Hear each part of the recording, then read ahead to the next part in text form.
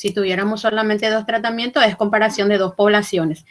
Ahora, en esa comparación de 2 poblaciones también tenemos la técnica que es para muestras independientes y cuando son las muestras apareadas también, acuérdense de eso. Cuando las muestras no son independientes. Entonces hay que definir si es que nuestro experimento, si solamente tienen 2 tratamientos, si esas muestras son independientes o si pueden considerarse como muestras dependientes. Que también es el caso de individuos del antes y el después, ¿no? Entonces, por eso es importante en este momento de la planificación recordar un poquitito otra vez todos esos conceptos y los tipos de análisis que se pueden ir aplicando a las investigaciones. Bueno, la profe Paz me hizo recordar de que dentro de nuestro planeamiento la próxima semana es nuestro primer examen parcial. Entonces, tenemos que prepararnos para esa prueba también, ¿no? Entonces, ya tiene la ponderación correspondiente. Entonces, vamos a definir cómo vamos a hacer nuestro primer examen parcial. Y aparte de eso, con la presentación de los trabajos en los cuestionarios que está dando la profe, entonces es la parte práctica. Entonces, con ella para ir definiendo también si de repente no entregaron tardíamente. Entonces, para ir conversando con ella cómo será la evaluación. Bueno, voy a proyectar el resumen que hice en la diapositiva que alcé hoy, que habla sobre los diseños básicos. Nosotros vamos a ir avanzando rápido, pasando directamente a la aplicación de la técnica, que es el análisis de varianza y la verificación de los supuestos para poder definir, validar el análisis de varianza, ¿verdad? Porque hay unos supuestos que tienen que cumplir para que sea válido el análisis de varianza. Si no se cumplen esos supuestos, esas condiciones, entonces la técnica de análisis de datos no es adecuada al tipo de datos y al comportamiento de datos que tenemos. Entonces tenemos que buscar otra forma de analizar esos datos. No antes, utilizando la posibilidad de transformar los datos para que se conviertan en datos que cumplan las condiciones que pide el análisis de varianza, ¿verdad? No es que está estrictamente cerrado, sino que si tiene mucha variabilidad nuestro conjunto de datos, lo que podemos hacer es suavizar aplicando algunas funciones matemáticas para poder linealizar los datos de tal forma de que pueda servir nuestro análisis de datos para poder interpretar los resultados. Entonces, de eso se trata nuestra clase de hoy. El contenido que está en esa diapositiva es un resumen de la validación de los supuestos del análisis de varianza y algunas técnicas de transformación de datos también que podemos hacer en forma manual a través de la planilla electrónica de Excel o a través del Infostat también, que ya prepara, que ya presenta las posibilidades para hacer la transformación de los datos. Entonces voy a hacer la presentación del material y empezamos a ver entonces un poco de teoría y después voy a alzar algunos ejemplos que nos pueden servir para hacer el análisis con el software que sirve entonces de auxilio.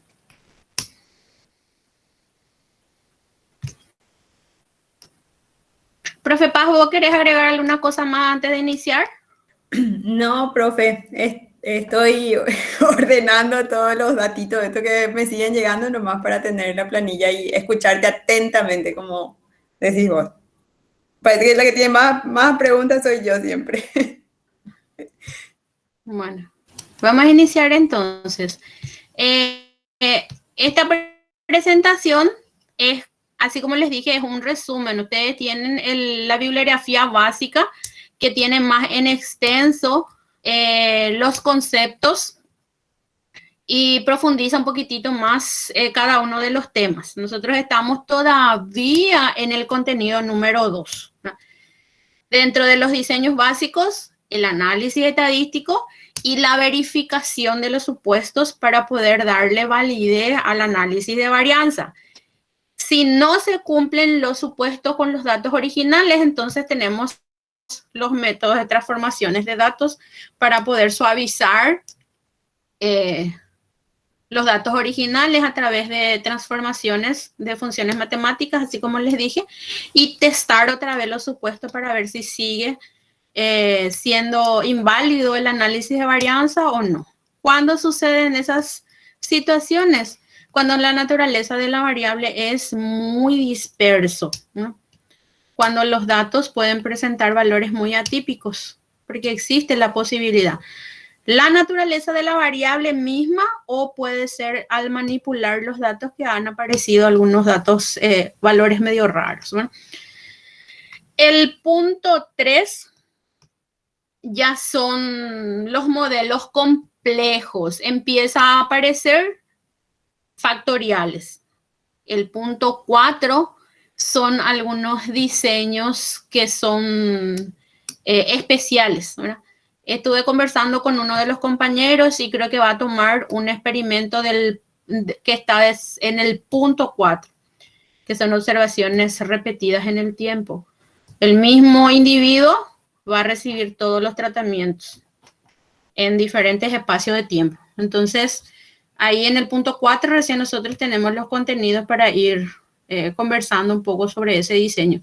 Sin embargo, la propuesta ya está y no recuerdo si me dijo su nombre o no el compañero, pero Sí, queremos saber su nombre, queremos no recuerdo si me dijo su nombre o no me dijo luego, no me acuerdo.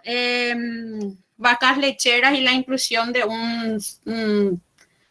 una suplementación, creo que era a base de aceite dentro de su investigación, y el mismo sujeto, la misma vaca, es la que iba a recibir todos los tratamientos en diferentes tiempos.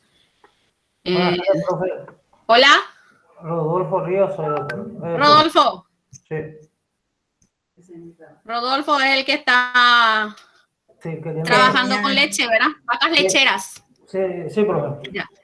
Sí, entonces el contenido vamos a desarrollar también, a lo mejor con él va a ser un poquito más adelantado, ya que él tiene que empezar ya a escribir su metodología, pero vamos a desarrollar también nosotros contenido como un todo. Experimentos de medidas repetidas, donde el mismo sujeto es el que va a recibir todos los tratamientos, pero en diferentes tiempos.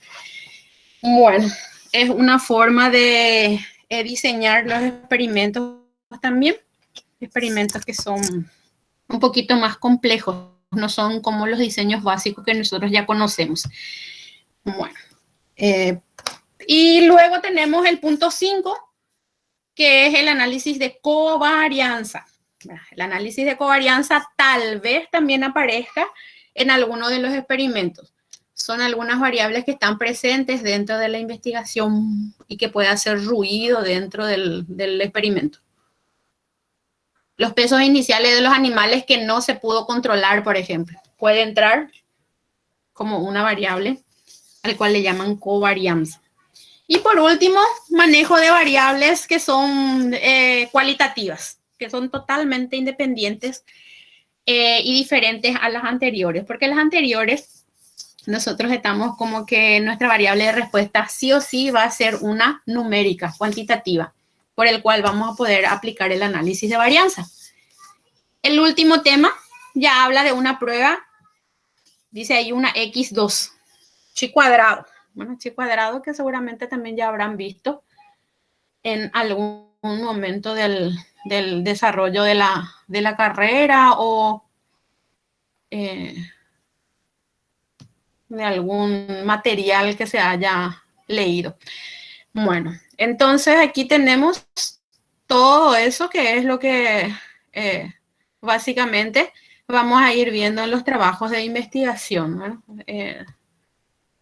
Yo creo que va a aparecer de todos los temas, ¿no? Bueno, entonces vamos ya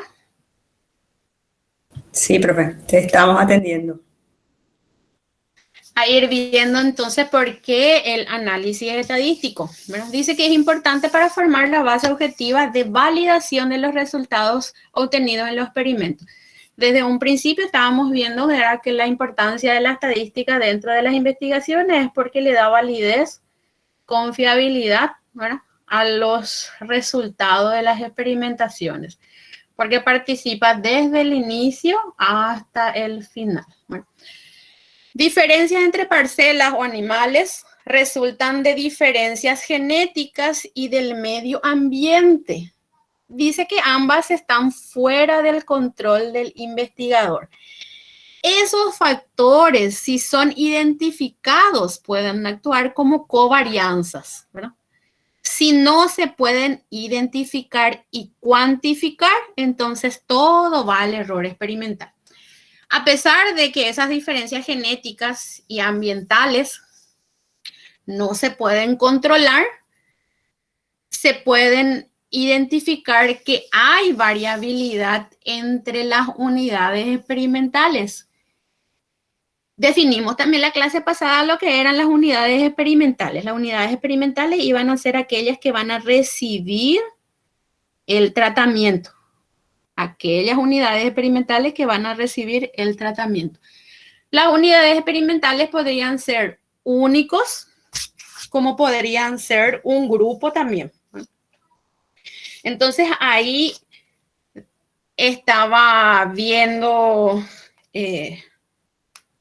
algunas dificultades también en la definición en los trabajos, ¿no?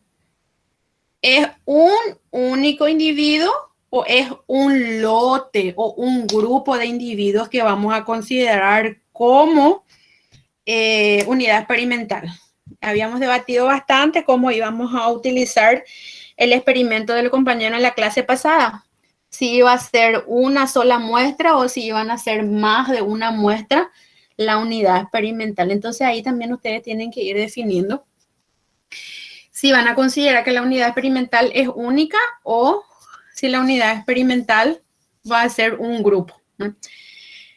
Entre las unidades experimentales existen diferencias. Esas diferencias pueden ser ya por la genética, por el medio ambiente o la respuesta a alguna aplicación de algún tratamiento. Bueno, esas diferencias son las que reciben el error experimental.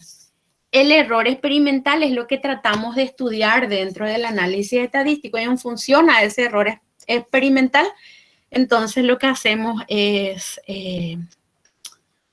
sacar las conclusiones al comportamiento del error experimental. Una vez reconocida la existencia de la variabilidad que pueden ser por diferencias genéticas o por el medio ambiente, ¿verdad?, experimentos con una simple repetición permiten medidas muy pobres del efecto del tratamiento hasta el punto de no permitir medidas del error experimental. Entonces, sí o sí, tenemos que repetir la misma medición, pero en diferentes unidades experimentales, que ya vimos también que era uno de los principios básicos del diseño experimental. Se requiere datos experimentales que permitan obtener las estimativas no tendenciosas del efecto del tratamiento. Entonces, aplicamos tratamiento a una unidad experimental, debemos aplicar el mismo tratamiento a otra unidad experimental para tratar de estimar ese error experimental. A medida que aumenta la cantidad de repeticiones, entonces ese efecto tendencioso va desapareciendo. La validación de las diferencias entre tratamientos entonces sería a través de pruebas basadas en estimación del error experimental, aplicando los tratamientos en por lo menos 2 unidades experimentales.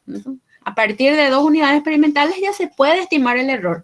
¿Por qué? Porque yo puedo reconocer cuál es la medición de la repetición 1 de ese tratamiento 1 y la repetición 2 de ese tratamiento 1. Puedo encontrar ya las diferencias que hay.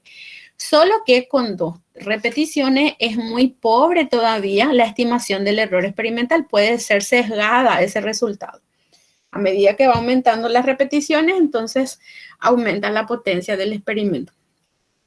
Posteriormente se calculan la media de las unidades y por medio de test de significación podemos encontrar si las diferencias entre los tratamientos es consecuencia del azar. Y ahí entonces entra a tallar las probabilidades, ¿no? Las probabilidades. Recordemos otra vez entonces los principios básicos del diseño experimental. La repetición. La repetición indica cuántas unidades experimentales van a recibir el tratamiento. No es lo mismo cuántos individuos van a recibir el tratamiento que cuántas unidades experimentales van a recibir el tratamiento. Tienen que hacer esa diferencia. ¿Por qué? Porque si yo definí que mi unidad experimental es un solo individuo, entonces la repetición va a coincidir con la cantidad de individuos que van a formar parte de la experimentación. Pero si la unidad experimental no es un solo individuo, sino que es un grupo de individuos, entonces la repetición no va a ser igual con la cantidad de individuos que van a formar parte de la experimentación. Entonces, esa diferencia hay que hacer. ¿Cuándo necesitamos que una unidad experimental sea un grupo? Cuando nuestra respuesta, por ejemplo, es un porcentaje. Porcentaje de, entonces ahí necesitamos que la unidad experimental tenga un tamaño n. De n, ¿cuántos presentaron ciertos resultados? Y ahí podemos calcular entonces el porcentaje. Cuando es porcentaje de preñez, por ejemplo. Entonces ahí preñada y no preñada nomás es mi variable de respuesta, es cualitativa. Voy a sacar porcentaje.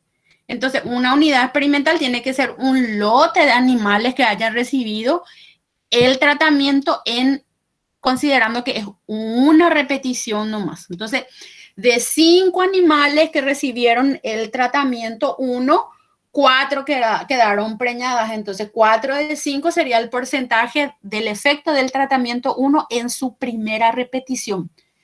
Pero esa primera repetición tiene 5 animales. Entonces, el porcentaje es una proporción que estoy considerando como medición en la primera unidad experimental. Entonces, por eso decimos que la repetición no siempre va a coincidir con la cantidad de individuos que van a formar parte de la experimentación. Siempre va a depender de la naturaleza de la investigación y la naturaleza de las variables que van a formar parte de la investigación también.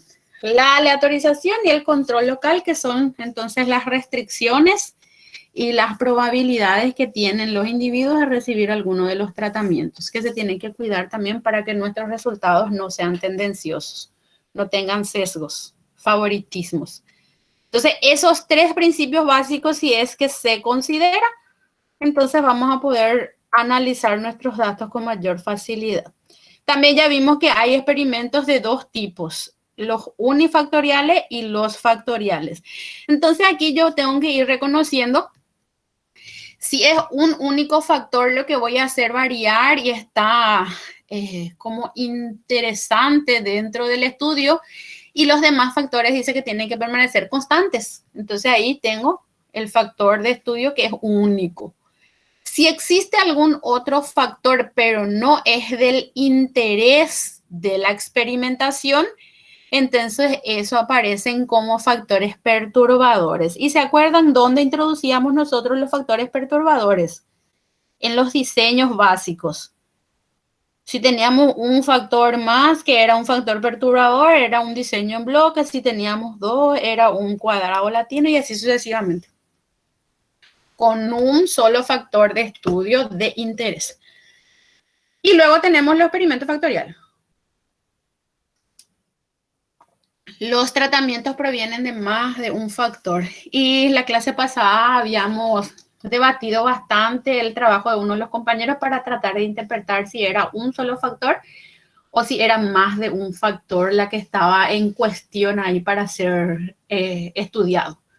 Entonces, ese tipo de análisis en los temas de investigación para poder determinar si es un solo factor de interés o es más de un factor de interés o la presencia de algún otro factor se convierte en un factor perturbador. Cuando hay un factor perturbador, cuando necesariamente tiene que estar presente ese factor dentro de la investigación, pero no estamos interesados en estudiar. No se puede sacar de la investigación. No se puede sacar de la investigación. Y ahí aparecen entonces los diseños básicos. El diseño completamente al azar, explicado a través de su modelo matemático. Entonces ahí lo que decimos, cualquier respuesta que obtengamos, cualquier respuesta que se mida, es la suma de estas componentes. La media general, que es una constante, la media general de la variable de respuesta. Si la variable de respuesta es peso, entonces sería como el peso promedio. El peso promedio recibe la adición del efecto de cada tratamiento, porque voy a ir variando los tratamientos, por eso le coloco aquí como un subíndice, y que va desde el tratamiento 1 hasta el tratamiento 3, por ejemplo. Entonces, es el efecto que puede tener o la variabilidad que puede existir por efecto de la aplicación de diferentes tratamientos o diferentes condiciones para las unidades experimentales. Entonces, esta respuesta se debe a esa variabilidad también.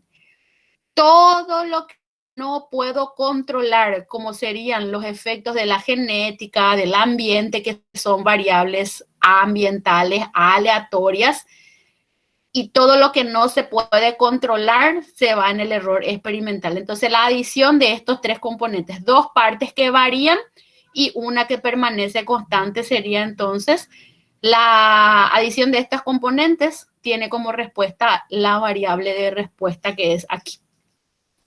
En el diseño en bloques, lo que creemos nosotros es que aparte de aplicar arbitrariamente el efecto del tratamiento y lo que no se puede controlar, observamos que existe un factor perturbador que es bien identificado y tiene varios niveles también, ¿no?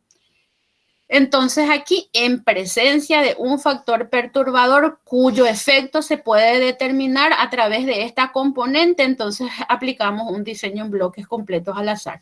Entonces, partimos primeramente en bloques nuestro experimento y dentro de cada bloque aplicamos los tratamientos y vemos las diferencias que pueden existir en las respuestas, ¿no? Y la suma de estas cuatro componentes entonces equivale a al efecto del tratamiento. Mientras más pequeño sea este error experimental, entonces nosotros podemos identificar realmente el efecto del tratamiento o el efecto del factor perturbador. Y en el diseño cuadrado latino, ¿se acuerdan que nosotros teníamos ya un doble bloqueo? El bloqueo en forma perpendicular al otro, ¿verdad? Factor. Entonces, uno entra en columnas y el otro entraba en filas. Entonces son perpendiculares los efectos de estos dos bloques.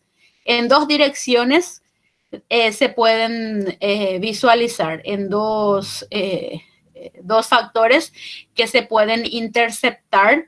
Se aplican los tratamientos y todo lo que no se puede controlar fuera de estos dos bloques va en el error experimental. Entonces ahí tenemos el diseño cuadrado latino.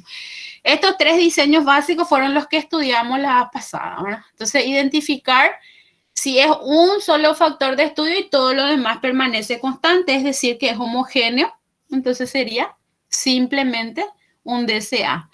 Si hay presencia de un factor perturbador y se puede particionar en diferentes niveles ese factor, para que dentro de cada nivel se pueda testar las diferencias entre los tratamientos, entonces un diseño en bloques o el cuadrado latino, ¿no?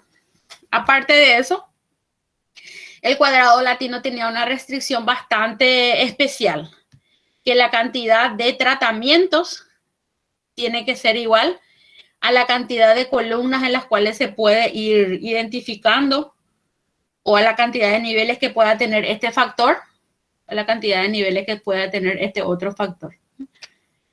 Es un cuadrado latino podría ser, si vamos a trabajar con unidades experimentales que sean los animales, ¿no? Tenemos 3 razas.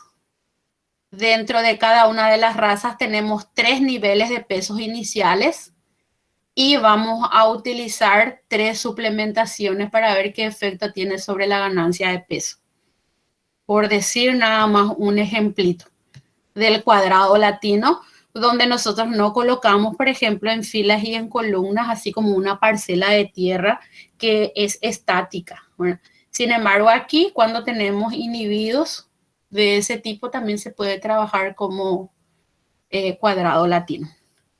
Bueno, entonces estos 3 diseños básicos, los que nos van a dar los datos, y con los datos, ¿qué es lo que vamos a hacer? Vamos a aplicar un test. Ese test es denominado ANOVA, análisis de varianza. En alguna literatura aparece como ANDEVA, ANAVA, pero simplemente es el análisis de la varianza, ¿verdad? Varianza era medida de dispersión. Sería como el promedio de la variabilidad global dentro de un conjunto de datos. Y el análisis de varianza es un método para comparar 2 o más medias, dice aquí, ¿verdad? Que es necesario porque cuando se quiere comparar más de 2 medias, aquí hay un error en la escritura. Es un método para comparar más de 2 medias, debería de ser aquí.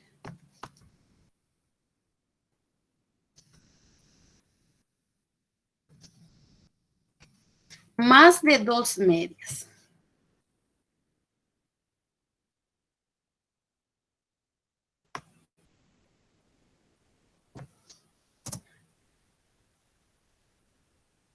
Cuando tienen 2 poblaciones, se utiliza solamente T de estudio. Entonces, aquí esa diferencia es la que tenemos que hacer bien, ¿verdad? Si utilizamos análisis de varianza, también podría ser factible encontrar un test, solo que la potencia es menor que cuando se utiliza T de estudio. T de estudio es para 2 poblaciones, pero el análisis de varianza es para comparar más de 2 medias. El análisis de varianza es un análisis multivariante de dependencia. ¿Qué es lo que quiere decir? Que nosotros podríamos tener más de un factor y eso se puede analizar a través del análisis de varianza. Utilizada para determinar si existe diferencia significativa entre las medias de 3 o más grupos poblacionales. Entonces, el más adecuado al análisis de varianza es cuando tenemos nosotros a partir de 3 grupos que comparar, porque se hace la comparación de todos contra todos ahí dentro del análisis de varianza. Bueno, si tuviéramos nosotros entonces 2 poblaciones, lo más adecuado es aplicar una prueba T, que es para comparación de 2 poblaciones. Esas 2 poblaciones se consideran si son extraídas en forma independiente o se puede considerar que podrían ser muestras dependientes o apareadas. Bueno, vemos entonces aquí un ejemplito para ir analizando ya con el software correspondiente. Y vamos a analizar un ejemplito que ya está su base de datos dentro del Infostat. Bueno, es el ejemplo 13 del manual de Infostat. Se realizó un ensayo para evaluar el rendimiento de kilogramos de materia seca por hectárea de una forrajera con distintos aportes de nitrógeno en forma de urea. Las dosis de urea aprobadas fueron 0, 150 y 3. Entonces aquí vemos, es un experimento unifactorial porque solamente dice que su factor es fertilización. Diferentes dosis de fertilización, en este caso 0, 150 y 300. El ensayo se realizó en un potrero experimental con una cortina forestal del norte del mismo, por lo que la luz recibida por las parcelas variaba de norte a sur. Además, el lote presentaba una pendiente considerable de este a oeste. Entonces, aquí tenemos dos factores perturbadores. El efecto de la luz que entra de norte a sur y la pendiente que hace que el terreno sea heterogéneo, entonces de oeste a este. Entonces, por esos dos factores se decidió utilizar el diseño cuadrado latino. Las variaciones de las parcelas en sentido norte-sur fue consideradas como variación debidas al factor columna y aquellos en sentido oeste, se asociaron entonces al factor fila. Los datos se encuentran en el archivo Quadlat, entonces vamos a buscar, si ustedes me siguen, si tienen su computadora para ir haciendo los análisis, entonces pueden abrir el Infostat y buscar el archivo correspondiente que se llama Quadlat.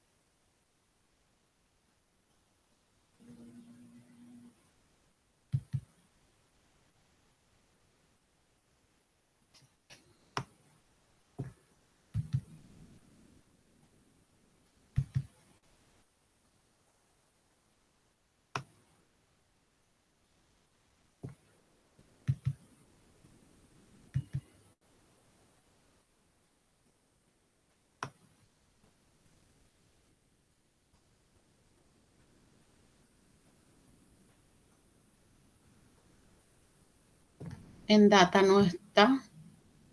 Ahí al escribir está, profe, en archivos. ¿Está? Sí. IDB. Acá está. En mi caso están datos.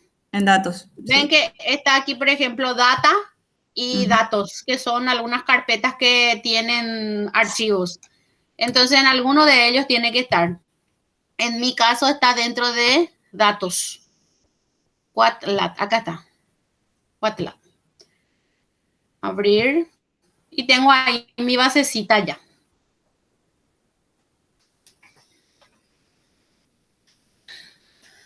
Bueno, entonces tengo en la fila 1, columna 1, tengo una vez mi tratamiento A, su rendimiento fue de 130. En la fila 2, pero en la columna 1 tengo el C, fila 3, aquí tengo B, tengo los 3. Aquí tengo los 3. ¿Se acuerdan que el cuadrado latino era que no se repitan en filas ni en columnas la clasificación? Entonces tenemos de ese tipo.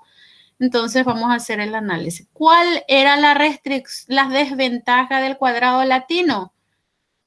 Era que nos daba el grado de libertad muy pequeñito. El hecho de que tener grado de libertad pequeño dificultaba, ¿qué cosa? La posibilidad de detectar diferencias significativas porque la potencia del experimento baja. Todas esas consideraciones son las que tenemos que tener en cuenta a la hora de definir la cantidad de repeticiones, la cantidad de unidades experimentales por tratamiento, el tamaño de la unidad experimental y toda esa parte de la planificación. Bueno, entonces una vez que tenga aquí mi Quadlat, voy a hacer mi análisis de varianza. Bueno, ¿dónde está mi análisis de varianza? Está en esta parte. Y voy a ir colocando aquí mi variable dependiente. La variable dependiente en este caso es el rendimiento. El rendimiento que es mi variable de respuesta. ¿Depende de qué cosas? Depende de la fila, depende de la columna, porque estamos hablando de un experimento en cuadrado latino, y el tratamiento. Entonces, las variables de clasificación van a ser por fila, por columna y lo que a mí me interesa revisar, tratamiento. Aceptar. Fila, columna, tratamiento que van a entrar dentro del modelo. El error experimental va a calcular él solito. Voy a pedir ya también la comparación de medias. La comparación de medias podrían ser Tukey, podría ser Duncan, Scott Knock también es una de las técnicas ahora que se está utilizando bastante, porque lo que hace es particionar nuevamente el nivel de significación. Pero lo que usualmente solemos utilizar es Tukey y Duncan. Y ya habíamos conversado en la clase pasada también de ello. Bueno, voy a especificar aquí Tukey al 5%. Quiero que las medias estén en forma descendente, de mayor a menor, y solamente para el tratamiento. Es un experimento simple. Tengo un solo factor por el cual se generaron los tratamientos, que son las diferentes dosis de fertilización. Le doy aquí a aceptar. Antes de eso, le voy a pedir también aquí los residuos, los valores predichos. ¿Para qué son estos? Para poder validar los supuestos. Bueno, así es que voy a hacer. Le doy a aceptar. Y observo aquí la fila que corresponde al tratamiento. Como aquí el valor de P salió 0,0029, ¿qué significaba ese valor de P? El valor de P indica la probabilidad de cometer error cuando rechazamos la hipótesis nula. Rechazar algo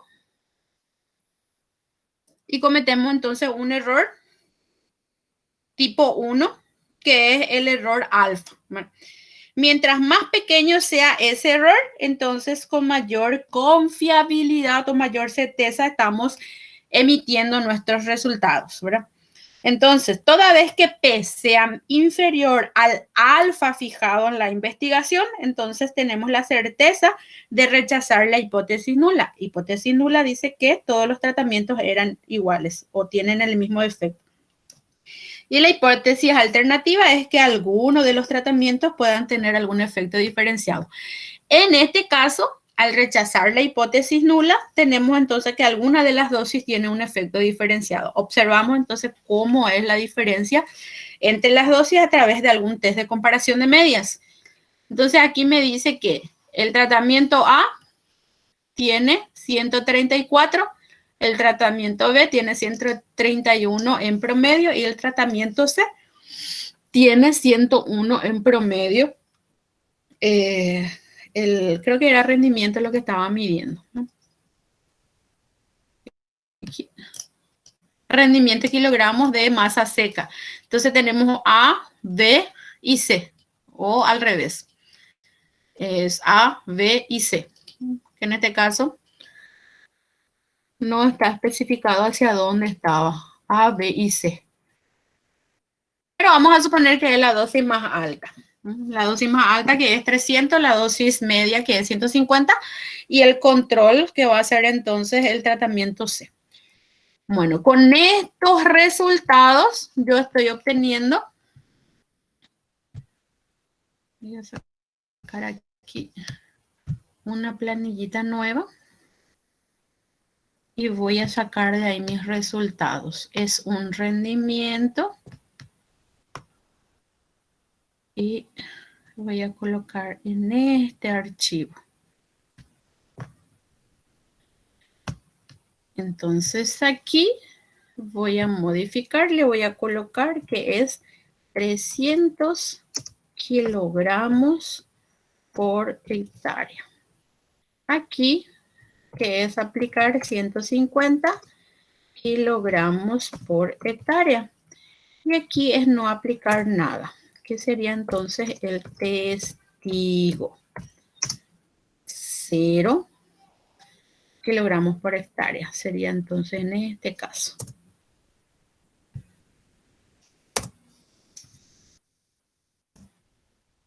Cero kilogramos por hectárea.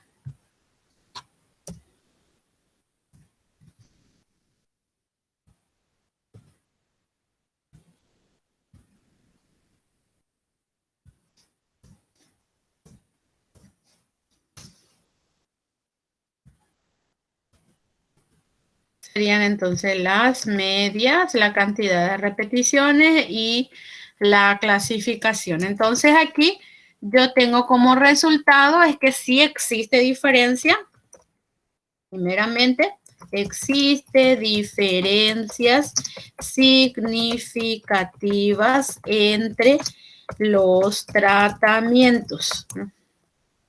Una vez que encontré las diferencias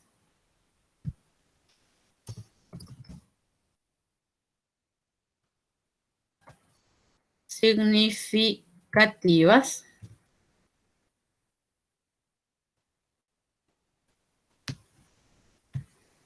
tengo que ver cómo están entonces los tratamientos. Como aquí estos dos tratamientos son iguales,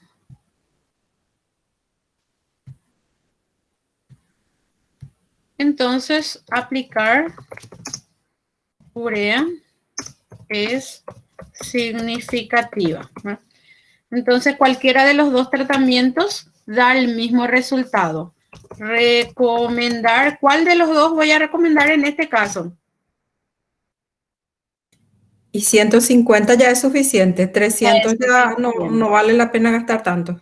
Perfecto, 150 kilogramos por hectárea sería entonces la recomendación. Fíjense que aquí tenemos una diferencia de 3 unidades de medición de la variable y eso no fue suficiente para decir que sean estadísticamente diferentes. Aplicar el tratamiento A o el tratamiento B da lo mismo. Y en términos económicos, entonces aquí voy a recomendar 150 kilogramos por hectárea. ¿Por qué? Porque estadísticamente los resultados están dando la misma cosa. Entonces pertenecen al mismo grupo, pertenecen a la misma población. Entonces ese tipo de análisis es lo que nosotros hacemos. Otra cosa que tenemos que tener en cuenta aquí es el valor del coeficiente de variación. ¿Dónde veo el coeficiente de variación? Veo aquí.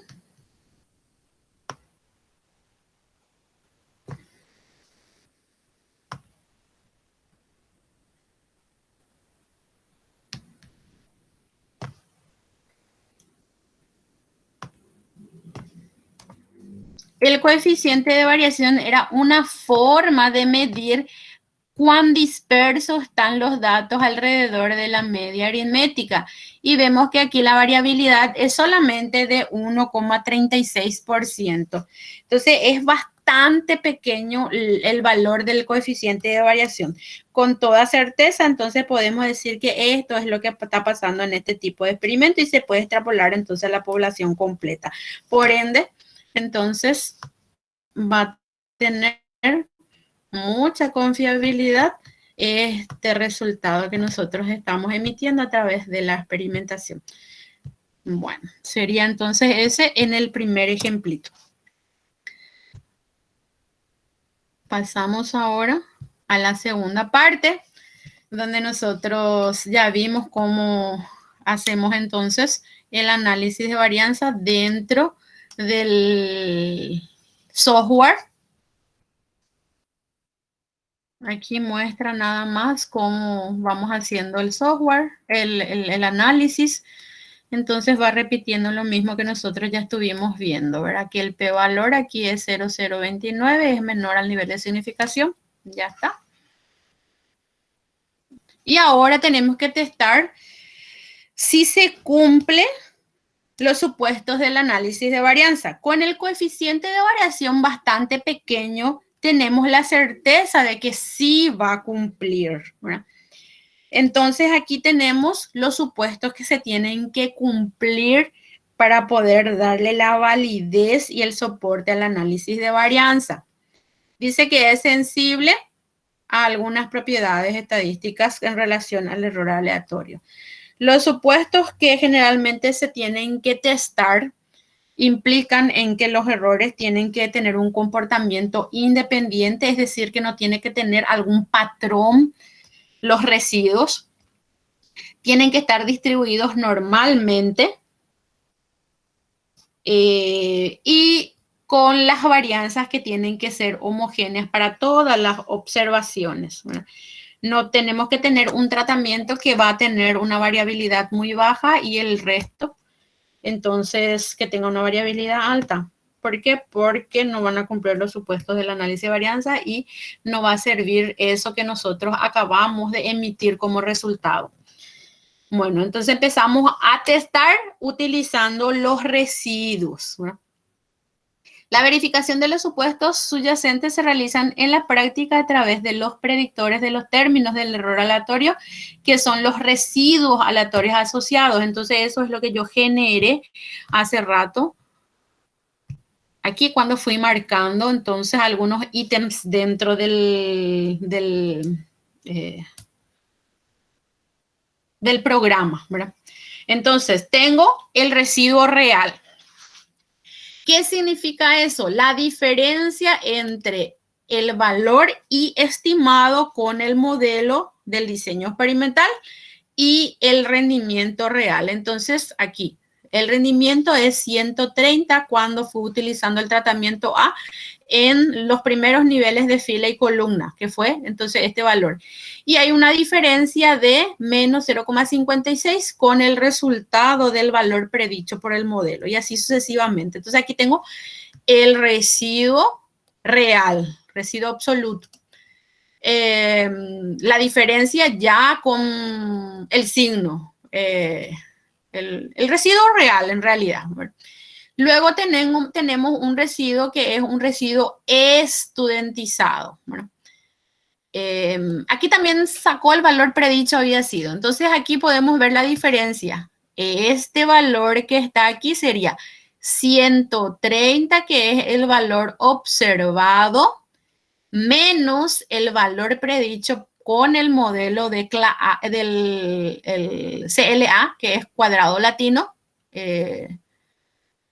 diseño cuadrado latino, DCL. Entonces aquí 130 menos 130,56, su residuo real va a ser entonces menos 0,56. El residuo absoluto entonces aquí aparece en forma positiva. Luego tengo 100 menos 100,56, el residuo real, aquí tengo que es 0,56 también negativo y aquí tengo el absoluto. Luego tengo un residuo que es residuo estudentizado. Este residuo estudentizado sería entonces como una distribución normal Z. Entonces ha aplicado a esa tecnología. Se utilizan estos valores para determinar si sigue una distribución normal, si las varianzas son homogéneos o si son independientes, que serían entonces los supuestos que tenemos que testar. ¿Qué significa independencia de los errores? Los errores experimentales han de ser independientes. Se consigue si los sujetos son asignados aleatoriamente. Entonces, aquí se puede ver si realmente se hizo la asignación aleatoria de los individuos, ¿verdad? O si es que hubo algún patrón de comportamiento, ¿verdad? Si es que se eligió, por ejemplo, todos los mejores para un tratamiento y el resto se quedó para el otro tratamiento. Entonces, ahí estamos sesgando la información. Se consigue esta condición si los elementos de los diversos grupos han sido elegidos entonces por muestreo aleatorio. Cuando no hubo tendencia, si no se hizo a propósito la selección, entonces se va a visualizar a través de eso. Normalidad. Se supone que los errores experimentales se distribuyen normalmente, lo que supone que cada una de las puntuaciones, cada una de las respuestas se distribuirá normalmente. Para probarlo, se pueden aplicar un test de ajuste de la distribución normal como el de Kolmogorov-Smirnov. También hay otro que se llama Shapiro-Wills, que son otros tests para poder medir la normalidad de los datos. Entonces, tiene que tener un comportamiento normal. Al graficar, tiene que tener más o menos forma de campanita. Entonces podemos trabajar con las respuestas o con los residuos para poder medir la normalidad del conjunto de datos. Y por último, la homogeneidad de varianza. La varianza de los subgrupos ha de ser homogénea, ya que están debidas al error. Se comprobarán mediante algunos tests. Hay varios tests. Razón de varianza, C de Cochrane y Bartlett. Bartlett es la que más suele ser utilizado y están presentes en los software, ¿verdad? hay un materialcito que habla cómo se tiene que calcular en forma manual siguiendo una formulita. ¿Qué significa este tema de la homogeneidad de varianzas? Suele suceder en algunas situaciones cuando tenemos testigo y es un testigo absoluto. Cuando de repente queremos medir, ¿qué puede ser? Voy a meter aquí un tema agronómico otra vez. Presencia de malezas. Aplicamos un producto para poder eliminar una maleza de un cultivo. Entonces tenemos un testigo absoluto. El testigo absoluto es no aplicar ningún método para eliminar maleza. Por supuesto que la infestación de maleza siempre va a ser 100% en cualquiera de los tratamientos.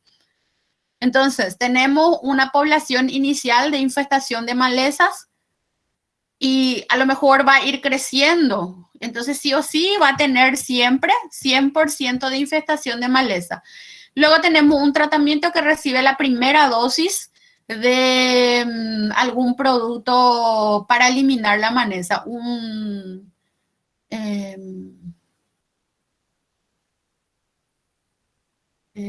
herbicida. Herbicida X ahí, con su primera dosis, ¿verdad? Al aplicar ese, luego tenemos otra vez un porcentaje de brotes o algo por el estilo, pero ya no va a ser ese 100%, pero vamos a tener un valor ahí. Luego tenemos otro tratamiento que va a tener una dosis un poquito más alta. Y entonces, si tenemos rebrote, entonces vamos a tener también un porcentaje de infestación.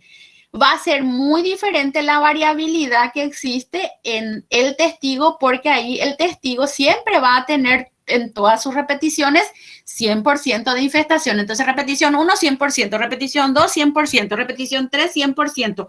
No existe variabilidad ahí en ese conjunto de datos. ¿Por qué? Porque toditos tienen 100, 100, 100, 100. Entonces, ahí varianza 0. Sin embargo, los otros puede ser que en una parcelita en su primera repetición tiene 30% de infestación, en el otro, donde hubo menor rebrote, tiene 25% nada más. En su tercera repetición tiene 32% y así sucesivamente, porque no siempre va a tener el mismo y ahí sí puede haber variabilidad y esa variabilidad va a ser diferente a la anterior. Entonces, generalmente cuando tenemos testigo absoluto y no se presenta variabilidad, es que no se cumple este tema de la homogeneidad de varianza.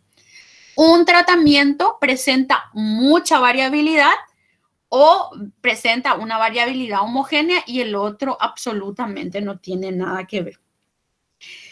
Este tema de la homogeneidad de varianzas hace que el coeficiente de variación sea reducido, ¿verdad? Sale un coeficiente de variación reducido. ¿Por qué? Porque puede ser que haya presencia de un tratamiento que tenga ese comportamiento como el testigo que estaba planteando. Entonces, por eso es que no podemos cerrarnos y decir que el único indicador de que el experimento tuvo una eficiencia alta en relación a su medidor, que es el coeficiente de variación, a veces no es absoluto, sino que se tiene que revisar si realmente esa homogeneidad de varianza se cumple en todos los tratamientos o no. O camufló nomás que uno de los tratamientos no tenía variabilidad y por ende el coeficiente de variación fue bajo. Entonces se tiene que ir analizando también estos supuestos en forma individual. Bueno, entonces ahí tenemos estos 3 supuestos que sí o sí tienen que ser cumplidos.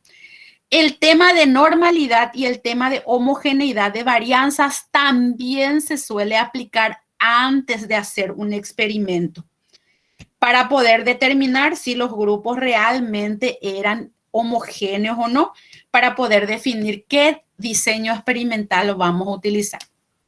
Con el tema de los animales, por ejemplo, y si es que el peso inicial o la condición corporal inicial puede tener alguna influencia ya de por sí sobre la variable de respuesta. Entonces, para no crear confusión entre la condición inicial del experimento y el resultado del efecto del tratamiento, se aplican estos test. test de normalidad y test de homogeneidad de varianza, cuando se hacen las comparaciones de los grupos. Entonces, no tiene que haber diferencia entre los grupos si es que realmente vamos a controlar que las condiciones iniciales de los individuos sean iguales para que todo el efecto que se vea sea debido al tratamiento. Bueno. Infostat también permite obtener el análisis de varianza y entonces el análisis de los residuos, ¿verdad? Que es lo que ya había mostrado. Residuos predichos, residuos estudiantizados y el valor absoluto de los residuos. Al seleccionar una o más de estas opciones, se añadirán en el archivo de datos columnas conteniendo esos valores, que es lo que ya les mostré, ¿verdad? Que anteriormente yo tenía solamente estas 4 columnas y al tildar van apareciendo aquí los valores que ya calcula. Bueno, los residuos asociados a la observación, simbolizado con E, es la diferencia entre el valor observado y el valor predicho, que ya les había mostrado también. A partir de los residuos y sus transformaciones se pueden verificar el cumplimiento del supuesto de normalidad, homogeneidad de varianzas, ¿verdad? Y la aditividad, que también puede ser considerado para poder hacer validación de los resultados del análisis de varianza. Bueno, entonces vamos a ver cuál archivo vamos a utilizar para poder desarrollar eso. Entonces, residuos va a ser RDUO, que va a ser la diferencia real. También tenemos res student, que va a ser entonces los residuos estudiantizados, que va a ser RE, ¿verdad? Que ya vimos nosotros aquí, que va apareciendo. Entonces, aquí los valores predichos, los residuos reales y los residuos estudiantizados. ¿Qué más? Y aquí vamos a ver entonces dónde fueron obtenidos, que es lo que ya les había mostrado. Ya vimos ese resultado. Y a continuación vamos a trabajar con otro archivo para ir generando entonces la validación de los supuestos. Este archivo se llama bloque. Y otra vez trata de fertilización.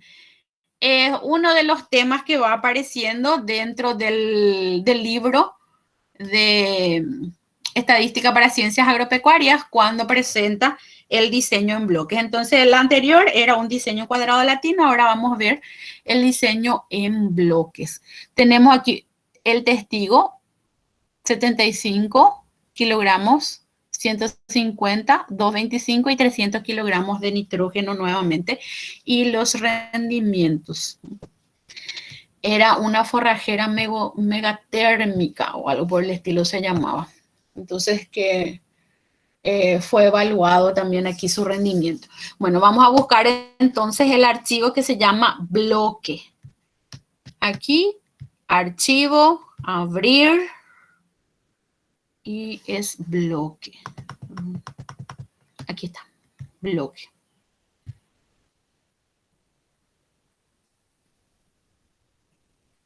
Y vamos a hacer el mismo procedimiento. Estadística, análisis de varianza.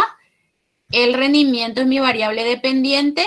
Y ya que es un diseño en bloque, entonces en variable de clasificación tienen que estar los dos. El efecto del bloque y el efecto del tratamiento. Entonces, dentro del modelo tienen que entrar los dos. Le doy a aceptar. Le voy a pedir aquí entonces un test de comparación de medias para estar completo y a ver qué pasa con el rendimiento. Nuevamente, si observo aquí, obtengo un p-valor que es inferior a 5%. Incluso es inferior a 0,0001, bien pequeñito. ¿Cuál es la diferencia que hay aquí? Hay una diferencia entre aplicar 150, 225, 30 en relación a la dosis más pequeña de la fertilización y al testigo. Entonces aquí tengo este resultado. Y para poder validar mi resultado, entonces es que tengo que aplicar los supuestos del análisis para ver si se cumple. Ahí arrastré. Entonces aquí tengo mi análisis de varianza.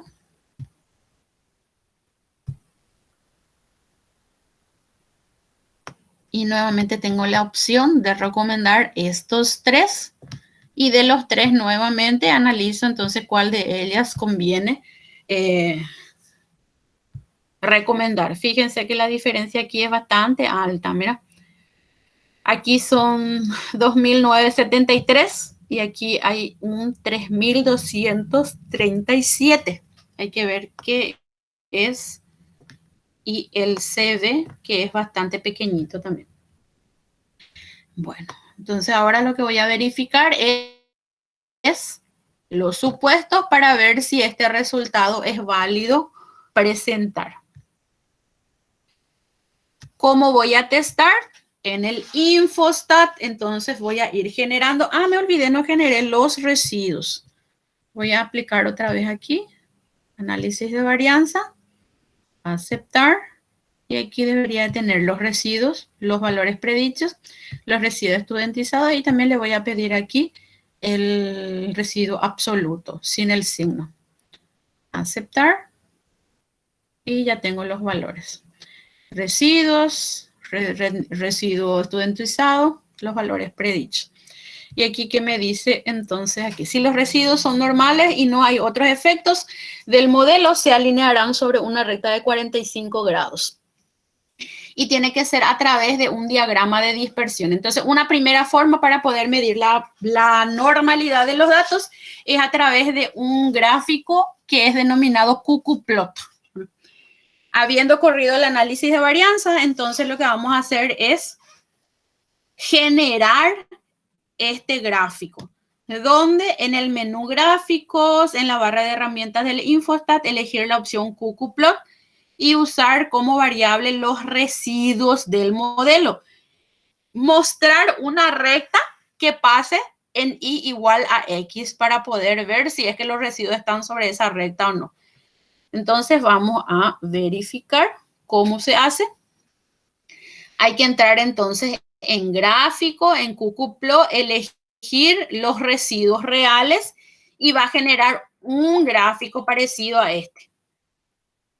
Entonces, aquí los residuos deberían de ir muy cerca de esa recta y igual a X para poder mostrar que sí siguen una distribución normal. Entonces deberían de ir más o menos cerca de este. No deberían de aparecer por fuera aquí de la recta. Aquí dice que el valor de R es 0,098. Tiene buen ajuste también. Entonces vamos a verificar haciendo gráficos. QQplot, aquí está. QQplot, ¿y qué es lo que pide graficar? Es el residuo real. Cambio aquí, aceptar. Tiene que ver si es que sigue una distribución normal. Mostrar recta y es igual a X. Y le doy a aceptar. Entonces ahí genero el gráfico. Y aquí aparentemente las distancias que hay entre cada uno de los puntitos y la recta no están muy alejados de esta recta que está relacionado entre los cuantiles de una distribución normal y los cuantiles observados a través del residuo. Entonces, aquí parece ser que va cayendo muy cerca de la recta. Ya se podría considerar que sigue una distribución normal.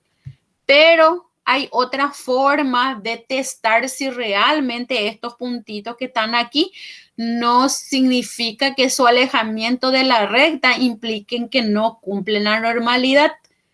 Entonces, eso es a través de una prueba que se llama Shapiro-Wills, que es un test para poder hacer pruebas de hipótesis, ¿no? Entonces, es una prueba de hipótesis donde se contrastan dos hipótesis. La hipótesis nula dice que los residuos están distribuidos en forma normal y en la alternativa que no están distribuidos en forma normal. Entonces, ¿dónde se encuentra eso? Se encuentra en estadística, inferencia basada en una sola muestra, y ahí elegimos entonces la prueba de normalidad. Entonces nos vamos otra vez aquí.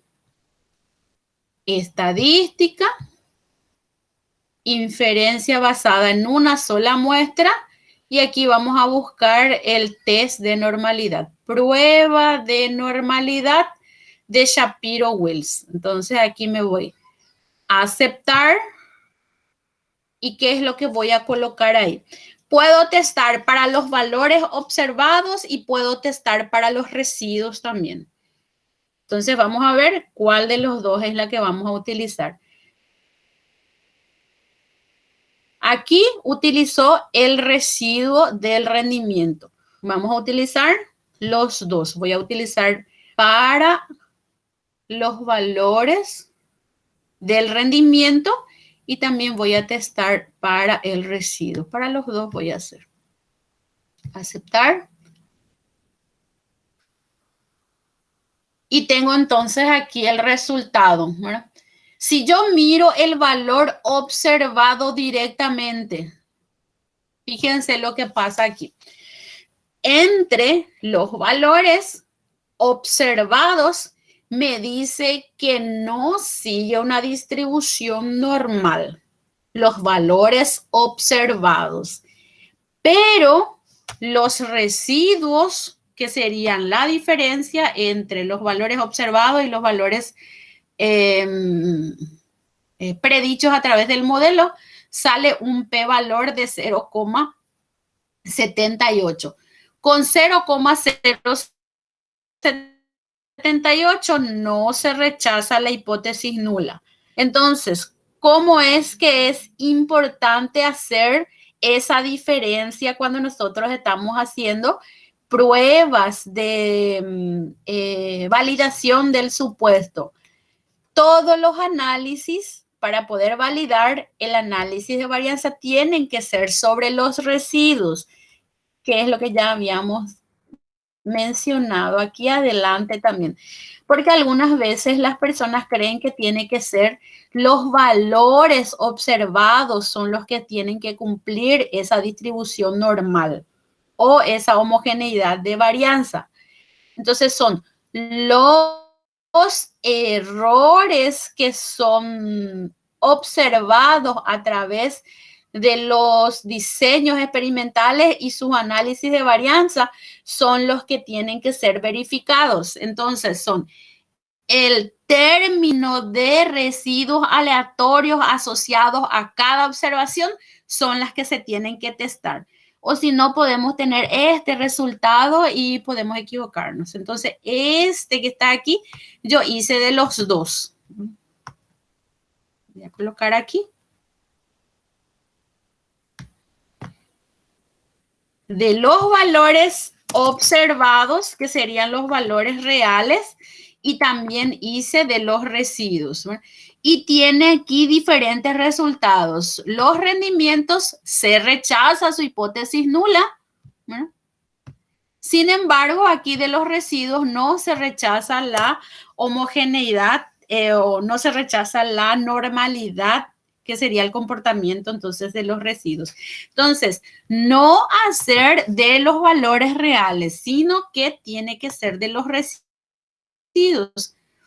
ya que la teoría dice que tiene que ser de los residuos, en términos de los residuos asociados a cada observación, no de cada observación, ¿no? Entonces, serían de los residuos generados lo que tenemos que hacer. Profe, te voy a interrumpir un rato. ¿Sí? ¿Cómo entonces se interpreta? ¿Hola? ¿Sí? como pruebas de hipótesis. Sí, y la conclusión es no se rechaza. En este caso no hay evidencia para rechazar el supuesto de distribución normal. Aquí. Ok. La hipótesis que se someten aquí es con relación a los residuos siempre, ¿verdad? En hipótesis nula yo coloco los residuos tienen una distribución normal y en la hipótesis en alternativa los residuos no tienen una distribución normal. Entonces, como aquí tengo un p-valor que es 0,78, que es mayor a cualquier alfa, entonces no puedo rechazar la hipótesis nula.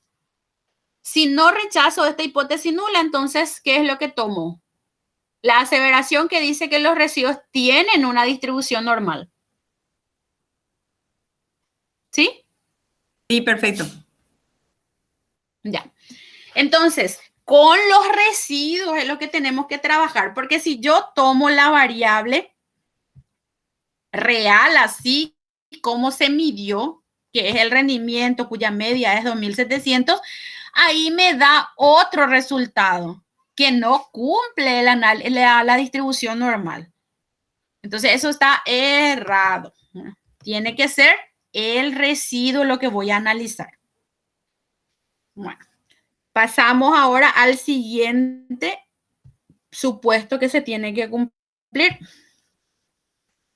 Homogeneidad de varianzas. Cuando los errores son homocedásticos, eso quiere decir entonces que son diferentes. Haciendo un gráfico de dispersión de residuos versus los valores predichos, se deben observar una nube de puntos sin patrón alguno. No tiene que tener ninguna tendencia. Tienen que estar todo disperso de aquí para allá para poder mostrar que hay homogeneidad de varianzas. Entonces, ¿qué es lo que vamos a graficar? Vamos a sacar un gráfico de dispersión y en una esquina vamos a colocar los residuos y la otra utilizar los valores predichos.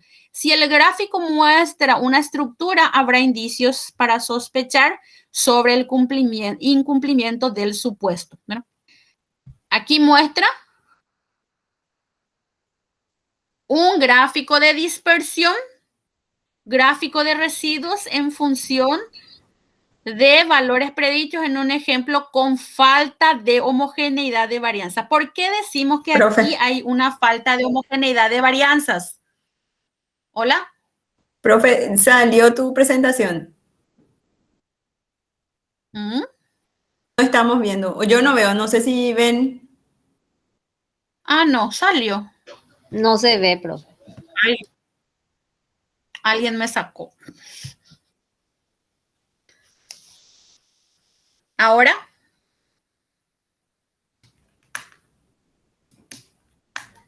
Ahora está iniciando. No sé qué pasó.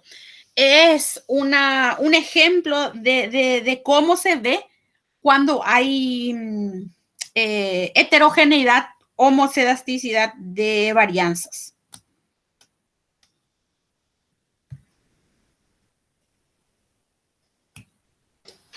Porque este gráfico podría considerarse que no se cumple homogeneidad de varianzas.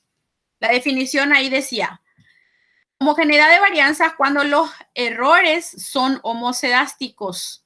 Haciendo un gráfico de dispersión de residuos versus valores predichos, se debe observar una nube de puntos sin ningún patrón alguno. No tiene que tener una tendencia, no tiene que formar una figura, sino que tienen que aparecer todos dispersos y disparados en cualquier lugar. ¿Qué se puede notar de este gráfico?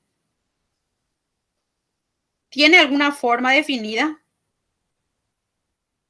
No. No tiene ninguna forma definida. ¿O ustedes pueden observar algo? Parece muy heterogéneo, profe.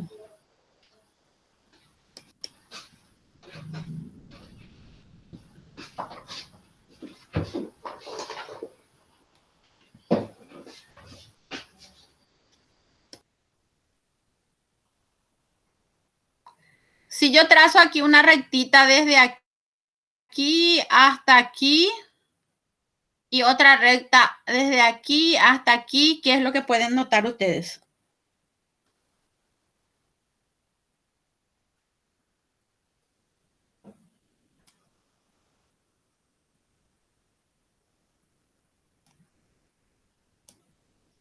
¿No parece que tiene una figura? Un triángulo. Parece un triángulo, ¿verdad? Donde al inicio es más fino el trecho que hay entre los residuos y a medida que va aumentando aquí el eje de abscisa, se van alejando los residuos, ¿verdad? Entonces parece ser que tiene un patrón.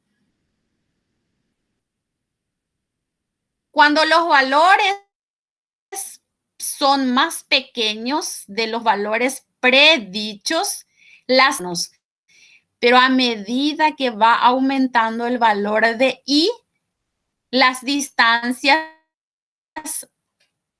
se abren. Parece un embudo también, ¿verdad? Parece un triángulo, parece un embudo, pero tiene una tendencia que a medida que va aumentando el valor de I, los residuos se van aumentando también. Parece un plano, parece un triángulo. Entonces, la falta de homogeneidad se ve de esa forma cuando tiene un patrón de comportamiento, cuando al mirar la nube de puntos puede formar una figura. Cuando nosotros podemos ver que hay homogeneidad de varianzas, es cuando se ven los puntitos de esta forma. No importa que sean valores pequeños o valores grandes, parece que están los residuos en cualquier lugar del eje. Este puntito que está aquí, que es en 2, o este puntito que está aquí en 3000, este es 2200 y aquí hay otro puntito que es 3050. Entonces, no importa que sea un valor predicho pequeño o un valor predicho alto, el residuo es la misma.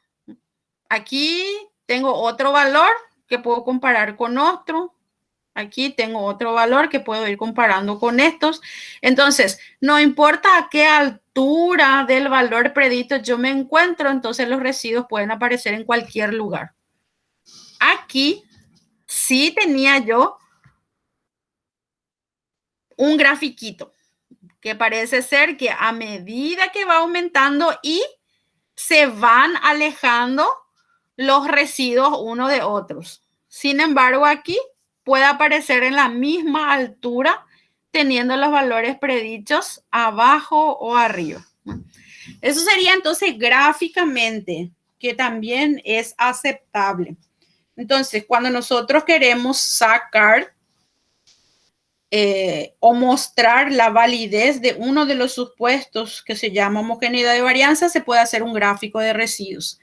Entonces, vamos a hacer en el Infostat también nosotros con nuestro ejemplito. ¿Qué es lo que pedía? Pedía un gráfico de dispersión donde en uno de ellos voy a colocar los residuos y en el otro tengo que colocar los valores predichos, dice entonces predichos. Aquí. Aceptar. Y ahí va apareciendo entonces los valores que aparecen en cualquier lugar. Si voy a buscar una figura aquí, a lo mejor si empiezo aquí, subiría, bajaría, aquí, aquí y aquí no sé hasta dónde podría ir.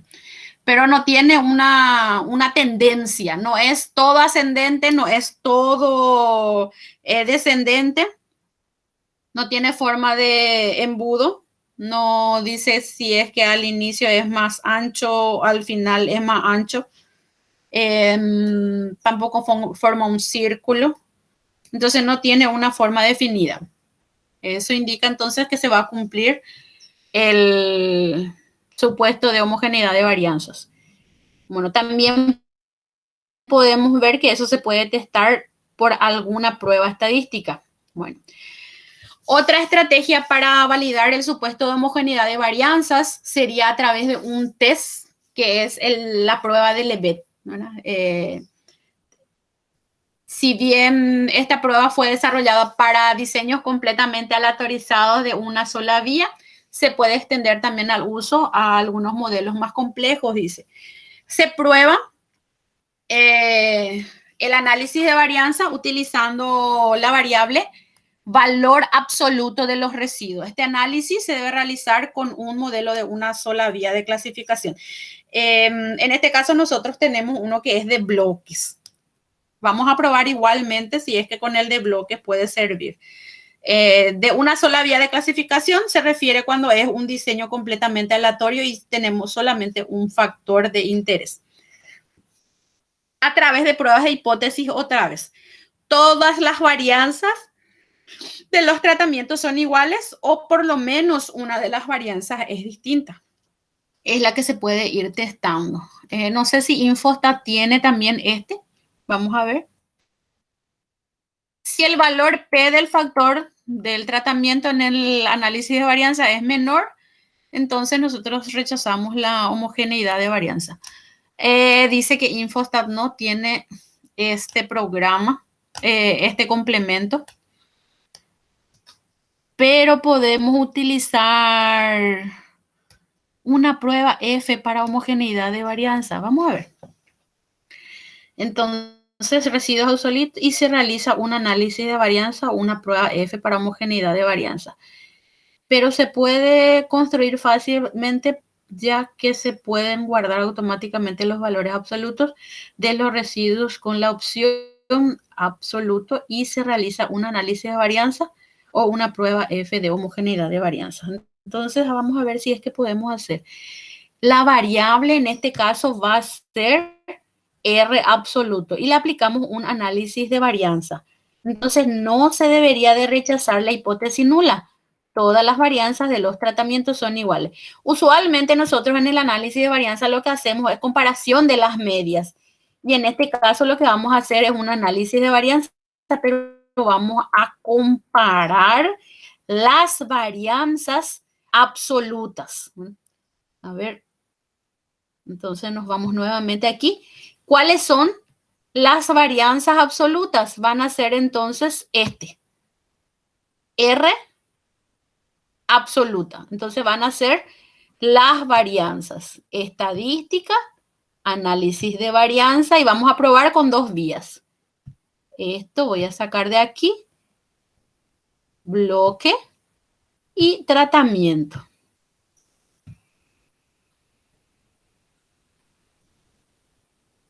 Aceptar.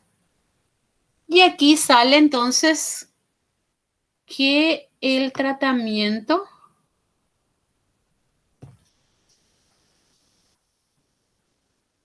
las sumas de cuadrados son prácticamente 0, 0, 0, 0. Demasiado poquititos son. No, pero este es del residuo.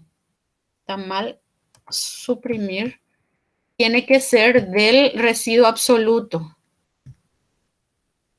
Aquí está. Tiene que ser ahí está, absoluto. Ahora sí. Del otro sale 0, 0 porque hay valores positivos y negativos. Y en el residuo absoluto no tenemos valores negativos, sino que todos van a ser positivos. Aquí y ahí. Entonces, vemos que el p-valor en este caso es 0,20. Pero 0,20 es superior a alfa. No se rechaza la hipótesis nula, entonces, en este caso. Al no rechazarse la hipótesis nula, entonces tenemos que todas las varianzas de los tratamientos son iguales. Dice que se recomienda que tiene que ser de una sola vía, pero ahora nosotros estamos usando para ver si es que podemos testar también el de dos vías, porque dice que también modelos más complejos se pueden ir testando a través de esa prueba de hipótesis. Bueno, tenemos entonces el primer resultado que va a ser que los tratamientos tienen un p-valor de 0,20, no se rechaza la hipótesis nula. Pero fíjense aquí qué es lo que pasa con el coeficiente de variación de los datos correspondientes entonces a cada uno de los tratamientos. ¿Dónde se puede ver eso? Aquí nos vamos en el absoluto y voy a ver los valores que se posicionan aquí. Este que está aquí pertenece al testigo y este también pertenece al testigo. Este pertenece al testigo y aquí tengo también que pertenece al testigo. Y fíjense la diferencia que hay entre ellos. 118, 69, 117 y aquí tengo 10. Hay muchísima diferencia, pero a pesar de ello, ¿verdad?, está cumpliendo con lo que nosotros estábamos queriendo, que sea no rechazado esa hipótesis, pero hay mucha variabilidad dentro de cada uno de los tratamientos, ¿no? Dentro de cada uno de los tratamientos. Entonces, la otra forma es a través de una prueba F de igualdad de varianzas, pero aquí es todos contra todos, ¿no?, que puede ser también una idea. Ahora, si este coeficiente de variación es demasiado alto, entonces ahí lo que nosotros tenemos que empezar a hacer las transformaciones de datos, ¿no? Bueno, el otro test que se tiene que hacer para hacer la validación de los supuestos es la independencia. Para verificar el supuesto de errores, los errores tienen que ser independientes. Se puede realizar un gráfico de dispersión de los residuos en función a la variable que se presume puede generar dependencia sobre las observaciones, ¿no?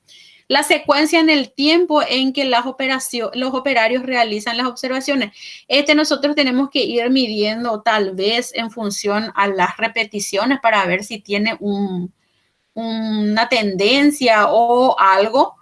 Y es en función a gráficos para poder medir si existe alguna tendencia o forma, ¿verdad? Entonces, los errores tienen que comportarse en forma independiente, no tiene que tener un patrón de comportamiento también, ¿no? Hay diversas formas de determinar eso, ¿no? En función a las repeticiones, en función a los bloques, nosotros podemos ir colocando, ¿no? La estructura de la dependencia puede relacionarse a la forma en que se recolectaron los datos. La tendencia a tener agrupados residuos positivos o negativos indica la presencia de correlación o falta de independencia. En general, un buen proceso de aleatorización asegura el cumplimiento del supuesto de independencia. Entonces, se puede graficar también toditos los valores en función al tiempo y ver si es que tiene algún patrón de comportamiento o no. Este es otro ejemplo de análisis factorial que pueden ir testando. Es una base de datos que está presente dentro del programa Atriplex, que tiene 2 factores: hojas cosechadas en invierno y verano y plantas masculinas y femeninas, que puede servir para ir practicando. Otro ejemplo que tenemos aquí, que es un experimento que se realizó con 5 fuentes de energía utilizadas en dieta de engorde de novillos y se midió la ganancia de peso. Son 25 animales. Aquí tienen los datos que pueden utilizar también para hacer el análisis.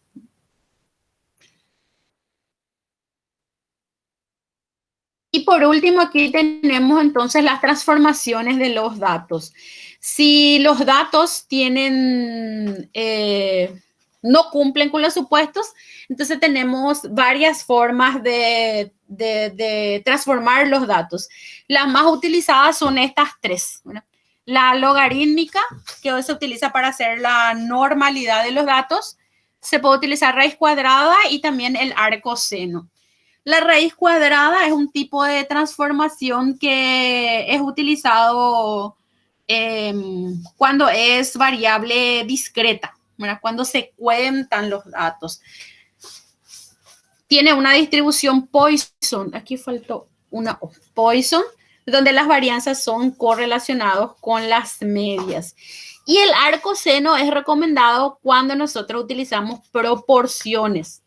¿Por qué? Porque el arco seno lo que hace es aproximar los valores que son expresados en porcentaje.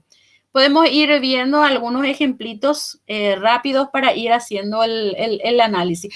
Antes de eso, no sé si análisis de varianza para experimento factorial, quería recordar otra vez con ustedes cómo se tenía que introducir los datos dentro del programa, porque se tiene que armar las interacciones.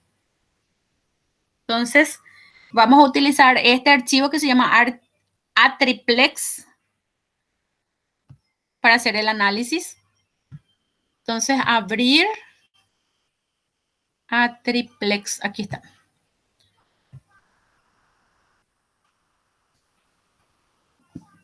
Atriplex es un experimento en bloques donde se tienen dos factores, que sería el tamaño de la semilla y el color de episperma. No conozco mucho pero me parece que es algo relacionado con la semilla. Tamaño y el color. Aparece aquí claro, rojizo, oscuro, claro, rojizo, oscuro. Y aquí son chicas, medianas y grandes. Sí, son 3 niveles del factor tamaño y 3 niveles del factor color. Y porcentaje de germinación, PN y PS, que serían 2 variables que se midieron, peso seco y peso verde seguramente. Bueno, no sé qué en realidad significan cada una de las variables, pero vamos a utilizar eso. En el libro seguramente está explicado qué es lo que significa. Voy a mirar un poco otra vez a ver si aquí no especifica también. En un estudio sobre la potencialidad forrajera de Atriplex cordobensis, un arbusto que crece en depresiones del Chaco árido argentino, se evaluó la concentración de proteína en hojas cosechadas en invierno y en verano sobre plantas masculinas y femeninas, dice. Para cada combinación de sexo y estación, se obtuvieron 3 determinaciones del contenido proteico medido como porcentaje de peso seco. Sin embargo, aquí no aparece eso. Atriplex tiene otros resultados. Dice chicas, medianas y grandes y el color del episperma. No tiene invierno, verano y